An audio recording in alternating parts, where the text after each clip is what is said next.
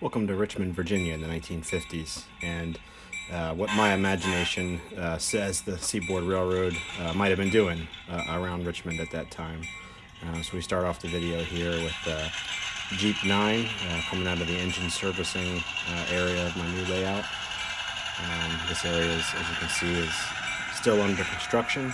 Most of the track for what I'm calling South Yard, which actually existed, although I've done a bunch of compression and moved some things around in the city, and moved more of the focus of operations here versus Hermitage Yard, where they might have actually been doing most of this operating. But anyway, so our Jeep's coming out of servicing here.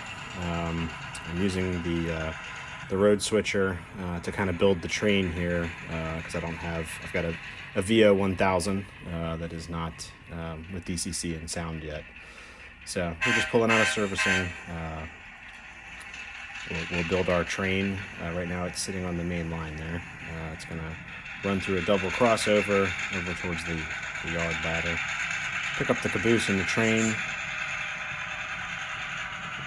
and build it on arrival departure track 1. For now, let's just kind of watch what's going on. I'll say this up front, anybody that's watching this. I've been around model railroading a lot of my life, but this is my first probably real serious layout. It's in a room over my garage. It's mostly built on hollow core doors, both bifold doors and just regular, I believe they're 24-inch doors, and then I just built a little backdrop on them. May eventually get a photo backdrop, but for right now, just a basic sky blue.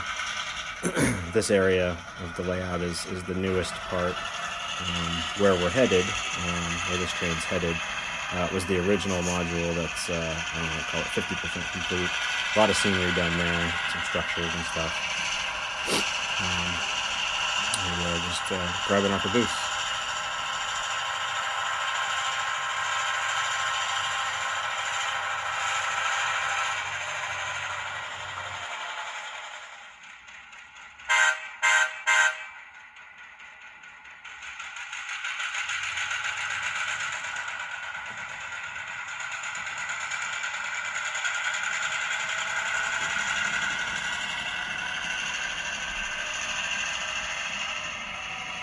So again, this would normally be done by, or eventually I should say, be done by the yard crew, and the road switcher would just come out and couple onto the train on the arrival departure tracks. But this is the only locomotive I have fully DCC with the Keep Alive TCS WOW diesel so far. I've got a couple more to either do myself or have done. I had this one done professionally. My soldering skills are getting better, but again, this is a hobby I've been around, but this is my first sort of serious attempt at a layout. The focus of this is really South Yard, which was south of Richmond. The Seaboard main line ran north-south through Richmond. In my world, there are going to be transfer runs from the C&O at Fulton Yard, as well as the southern from Belle Isle Yard, kind of near Manchester. The local that we're building right now is actually headed to Manchester. I think in the real world, perhaps maybe the ACL or the southern or some combination of them did most of the local switching, but I like the Seaboard, so in my world, the Seaboard does most of that, and the others are here for transfer runs. We'll also have a lot of traffic coming on the north-south Seaboard main line for places on the layout. So we're just pulling the train out of classification track 1. We'll back up the ladder and push it out onto arrival departure 1 and head to Manchester to do some switching. Some of my stuff's weathered. I think a few cars in this train are. Much of it is not. Still in the process of acquiring lots of rolling stock, and got kits to build, and just ordered a bunch more track to the left of where you see here is unbuilt. We're just sitting on the yard lead, but the main will go around this corner kind of parallel to this into a terminal area and also another connection point. But for now, we're kind of at the edge of what's built. No scenery, just basic the backdrop is painted and the ground is painted, so I don't have to look at pink foam. But there's no scenery here yet. I'll also say this is the first time I've shot any video, so I'm just using an iPhone, some free editing software I found in the App Store. So if I keep doing this, this will get better. This is just a place to start. It's kind of challenging trying to operate a train with one hand and film with the other, but I see a lot of other guys doing it, and I sure enjoy watching their videos. So I thought maybe you might enjoy watching mine. I might eventually get into how I do things or whatever, but mostly I'm learning from the other guys out there in the community, and reading and watching other videos and stuff. There's tons of good stuff out there. I don't even pretend to be any kind of master model or anything, as you'll see. I'm certainly not, but I'm learning, and it's fun, and I enjoy watching trains operate and operating on myself. So I think now we're just going to do a run around. Classification tracks are pretty long. The arrival departure tracks are too. This is only a 4 or 5 car train, but we'd be able to handle a dozen cars plus 2 locomotives and a caboose on these tracks. So this is going to be a bit of a run around here. Maybe at some point I'll learn how to cut stuff out and make it run a little faster. That southern boxcar and the seaboard boxcar there are just AccuRail kits that I've weathered. Nothing else in this train is weathered yet, neither is the locomotive or the caboose. None of this track in the yard is painted or ballasted, obviously. Literally just finished laying it recently. You see all those cars and the industrial sidings in the back. That was mostly just me testing how much would fit, how many cars will fit, as I continue to refine the operational design for what this will eventually be. So this end of the yard does not have a lead or anything. 2 of the 7 classification tracks are double-ended, both arrival departure tracks in the main. It's a compound ladder at this end. Now we're starting to get into where a little bit of scenery is done. The engine will stop here. We'll throw the switch, back up to our train, and then head to Manchester. You might sometimes see my hand come in. None of the switches are electrically operated. I've got switch stands on some Walters DCC turnouts, and I've got I left the snaps in the micro engineering ones I've used as well. I really like those. They look good with that snap in there. I don't need the giant out of scale switch stand there. Again, apologies for any rough cuts. I've never actually filmed anything before, so it was just iPhone in my right hand, filming, and an old iPhone in my left hand that I use as a throttle.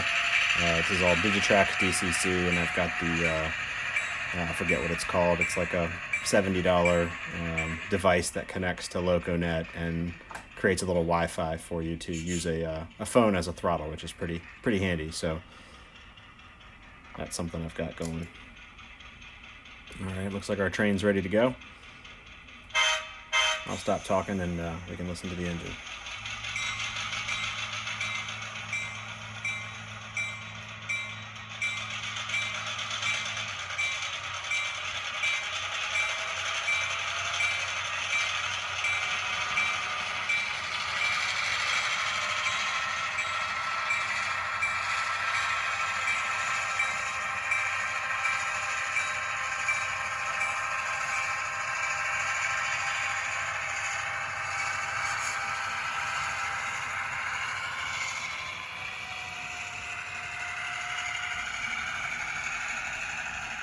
So I said I would stop talking, but as I watch the video here, the lighting there's track lighting above everything, so there shouldn't be a lot of shadows, but it's interesting how yellow it looks on the camera.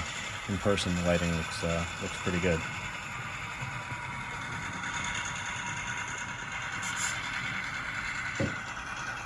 It's crossing what'll eventually be a little creek. something visually interesting to look at. Here's we're getting into some scenery that's actually done. So the train runs down the main. It's going to take that turnout to the right into Manchester. Going straight is northbound into staging. There's a little hidden passage through the backdrop there that goes to staging on the back side of the module where the train is headed now.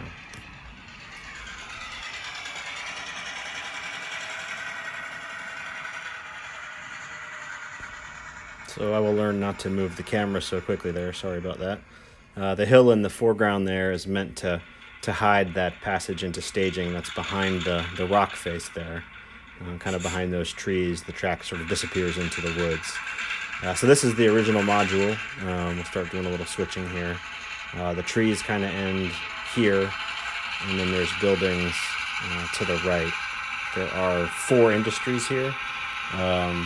There's a fuel dealer that will switch first, so the tank car that's there represents an empty, and we're bringing a load of fuel oil in.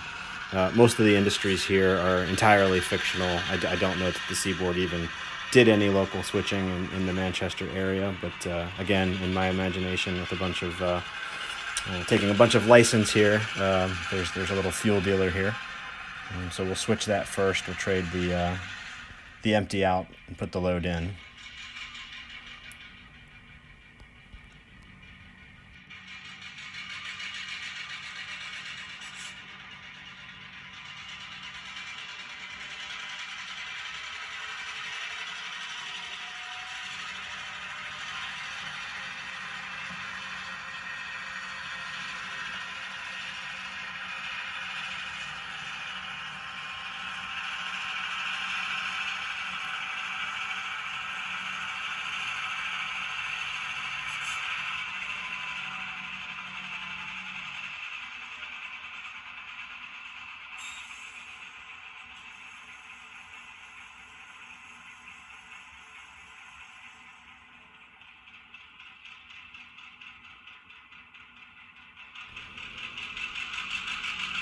So the industry here is the interstate fuel oil. It's a pretty common kit from Walthers.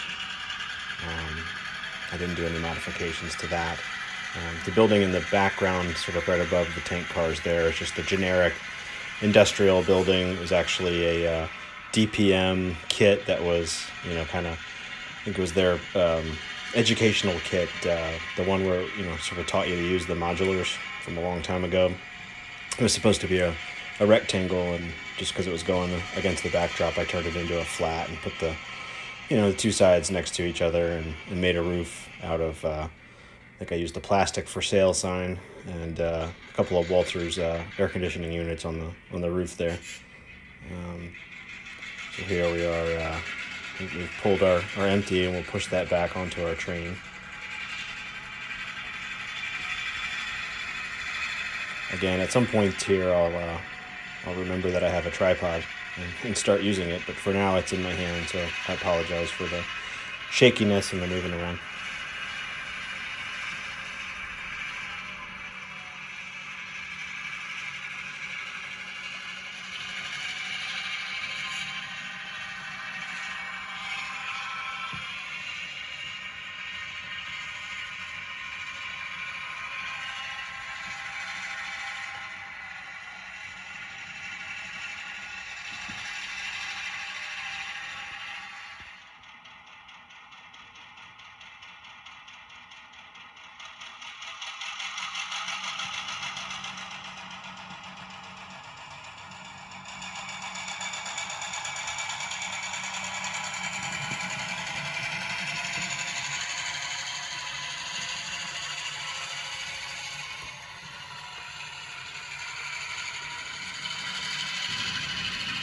So what we'll do here is we've got both a gondola there and the loaded fuel oil. I never put a loaded fuel oil car next to either the caboose or the engine, for safety reasons. So the gondola's there, even though the tank cars will be dropped off first. But because there's a scrap dealer right next to the fuel oil dealer, we can actually drop that gondola off as well. So first we'll push the tank car into the loaded tank car into the fuel dealer, and we'll pull forward and shove the empty gondola into a scrap dealer.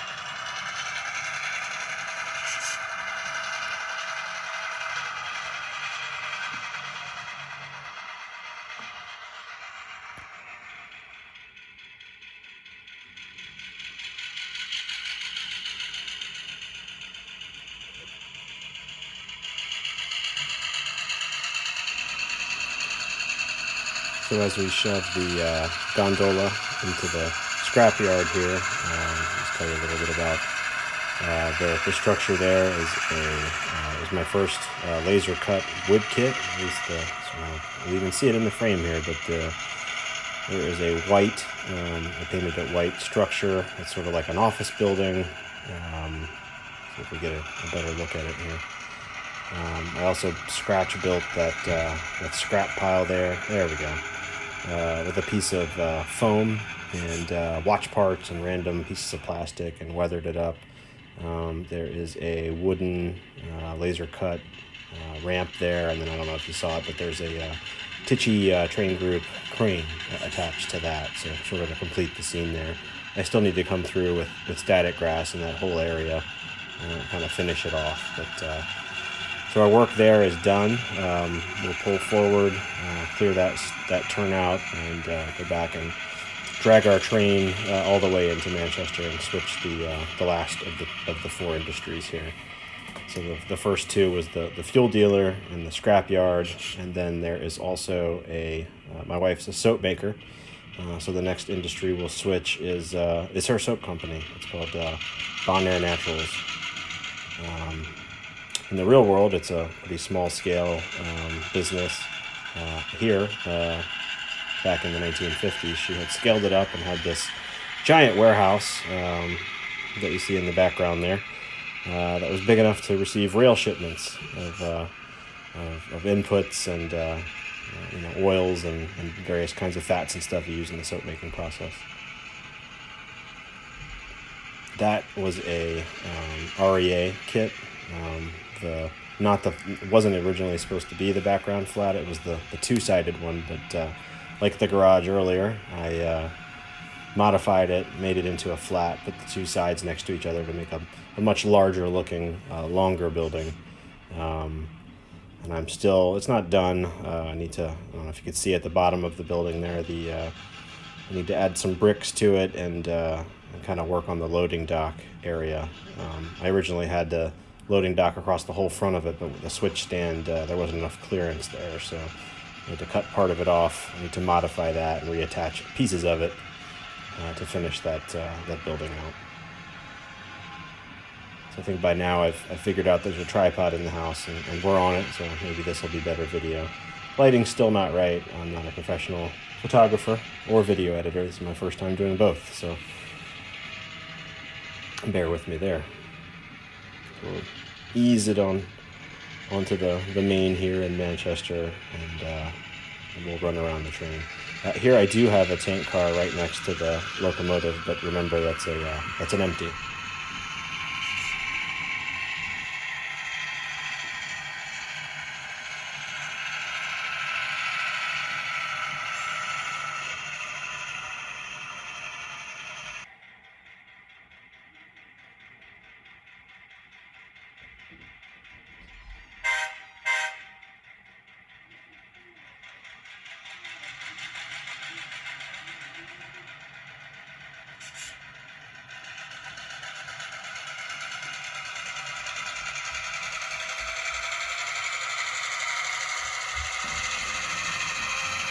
So there I'm working the horn again. I won't be any engineering class example engineer work there. I've been very consistent in using the horn. I think it was all I could do to think through the operating and get the shots and make sure that camera's right. And I don't think I was using the bell or the horn or anything like I should have been. It's all in fun though, right?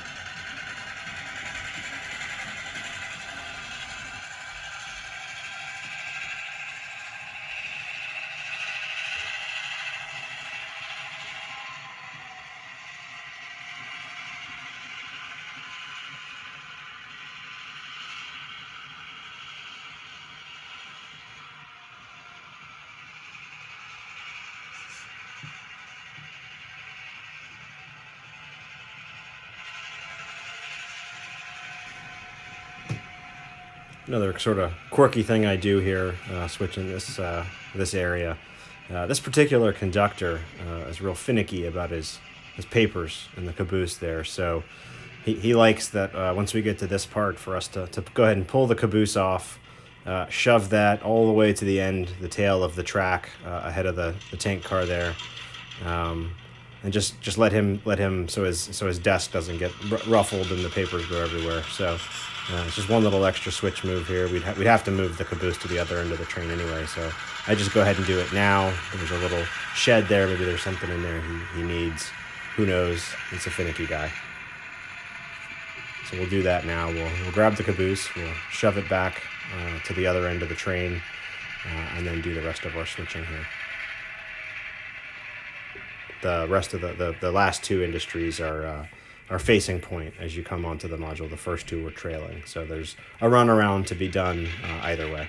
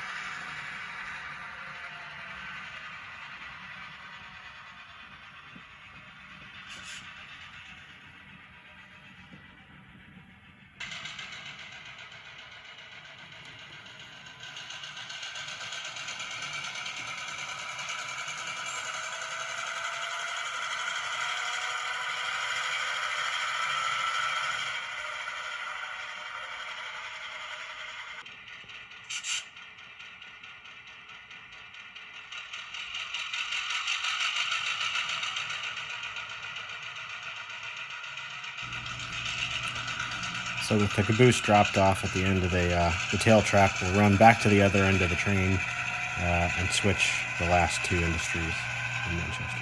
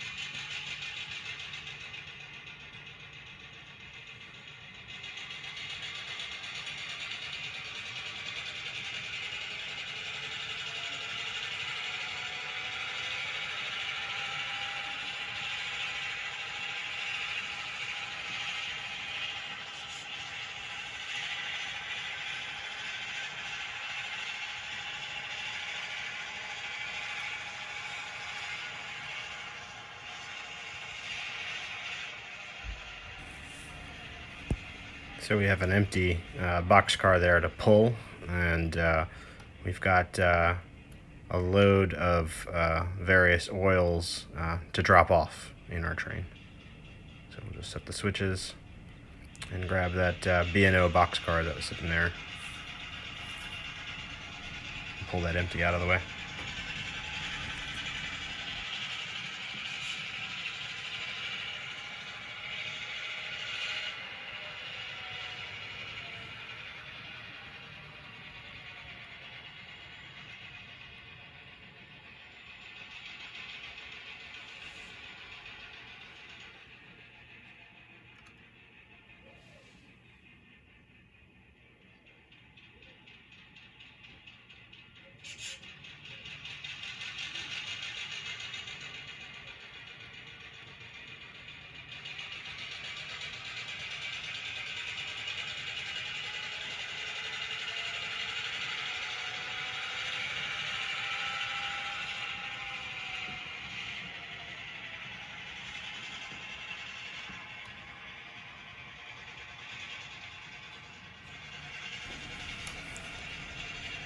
So I started construction of this Manchester area. It's probably about 2 years ago now, and I've been switching it for a while.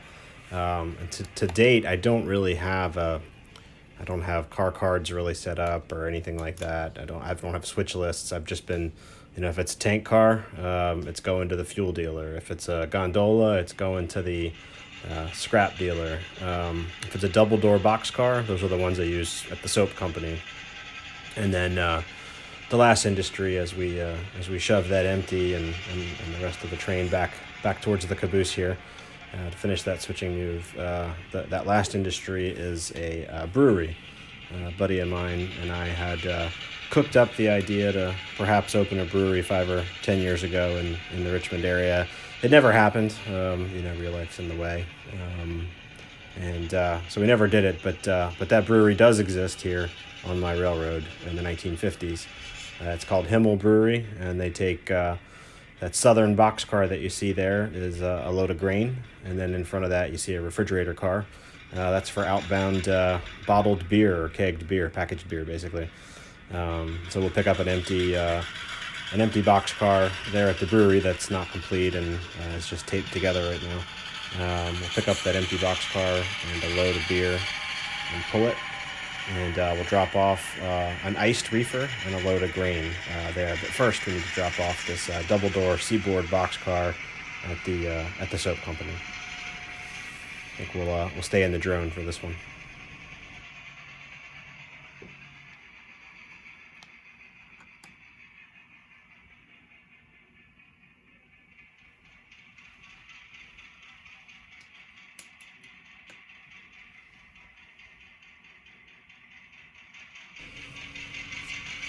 So when I was a kid, probably in the early 90s, I had an N-scale layout on the door. It was basically a loop with a few spurs, and I built some trees, I used dried field yarrow and pieces of clump foliage, and all that we had for the ground was ground foam, and I'm pretty sure I made a terrible mess of the ballast.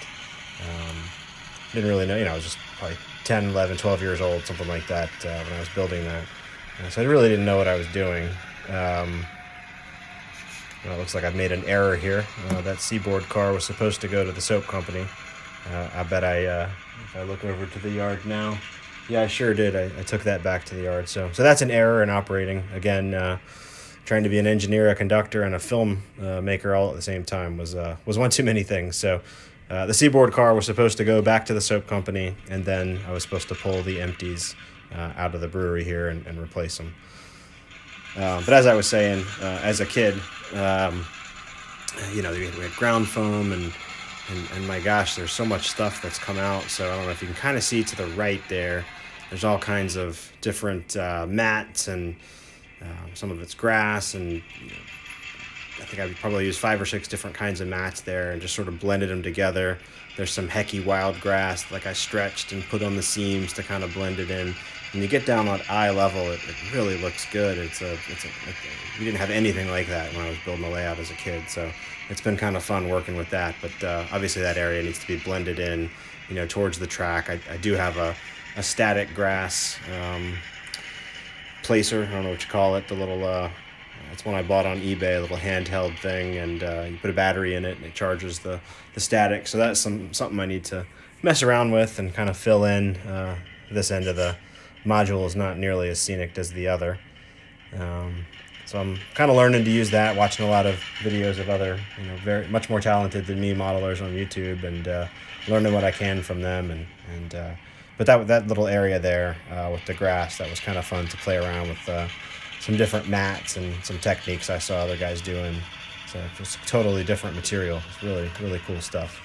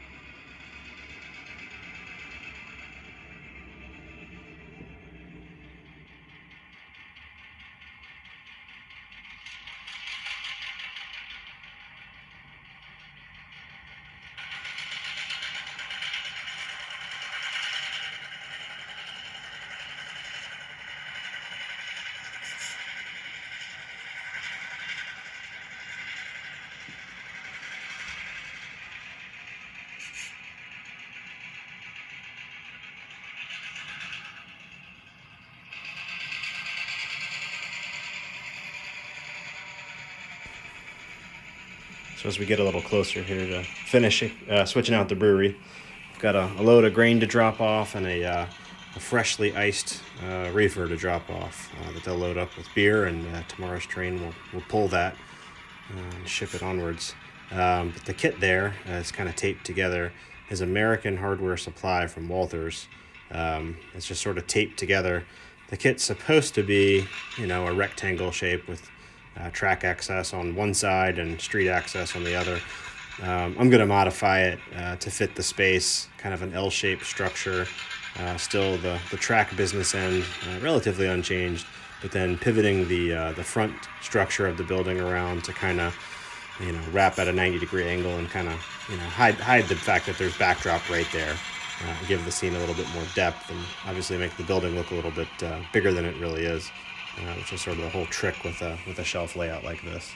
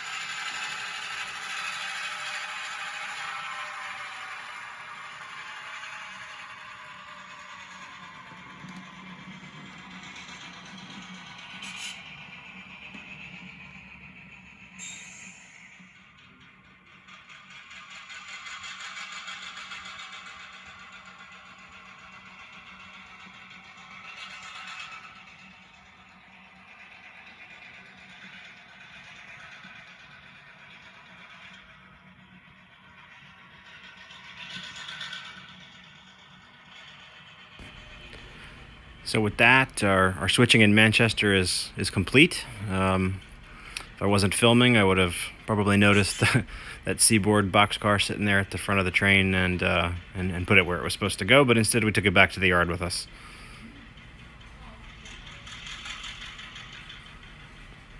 So we'll back onto the train and have a couple views of the train pulling out of Manchester and out onto the main and back towards South Yard.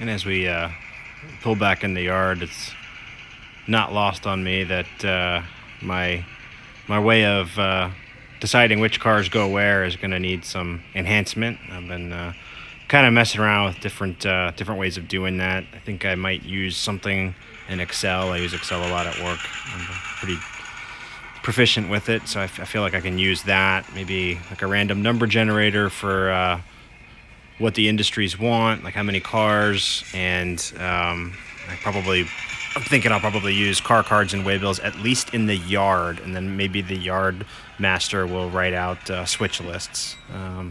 But I need to think through all that. Eventually there'll be 4 trains coming to this yard from off the layout, from staging. So you got northbound and southbound Seaboards. You've got a southern transfer from Belle Isle Yard, and as I mentioned earlier, a Fulton turn from C&O, and I'll probably use the foreign road locomotives for all that. I had a small layout with C&O probably about 10 years ago, and I still have some of those locomotives and cabooses and stuff, so it'd be a nice way to maybe feature those and use them. So now the road unit's just pulling off the train. Left it in arrival departure 1, heading back to engine servicing, and at some point when I've got that VO 1000 wired up for DCC and sound, that would then take this train, break it down, and put it into one of those 4 trains that come and go from staging. There'll be a couple other locals, obviously a yard local, as well as 2 for the Deepwater Terminal, which is the sort of the next area to build to the left of what you see here. The bench work's all there, but I haven't laid any track yet. But anyway, if you made it this far in the video, thank you. Hope you enjoyed it. And if people like it, maybe I'll do some more. Take care.